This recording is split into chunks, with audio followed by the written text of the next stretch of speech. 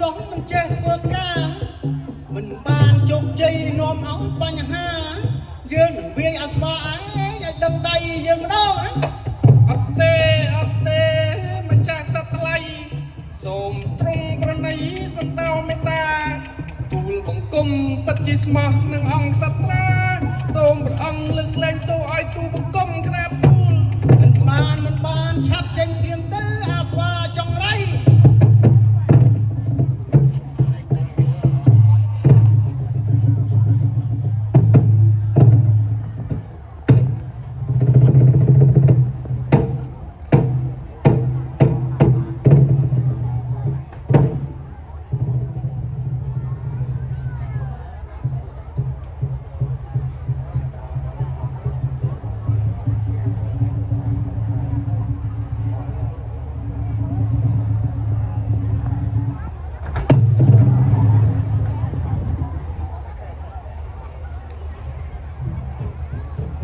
ហនុមានសែនឈឺ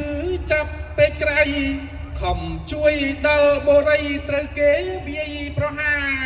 ស្រាប់តែមកដល់ឃើញអស់ស្ដេចយក្សាក៏ទូលថ្វាយសង្ខារបដូរផ្ដាច់ថាអូក្រាបថ្វាយបង្គំអង្គស្ដេចយក្សាខ្ញុំសូមជ្រកកោននឹងសត្រាចេញសម្លាប់ពួកមនុស្សសាឲ្យដឹងដៃស្ដេចស្វានៃទូលព្រះបង្គំម្ដងណាក្រាបទូលកុំជឿវាព្រះអង្គជឿវាឲ្យព្រះអង្គវាល្បិចទេព្រះអង្គវាល្បិចទេដងនោះទួសមុខអង្គុយគិតសិញ្ចឹងស្ដេចស្វាជាល្បិចសត្រាឬជាអ្វីតែហ៊ានចូលមកខ្លាចខ្សៃសាក់បងប្រើវ័យបុត្រហនុមានចេញធ្វើការក្នុងពេលនេះតែម្ដង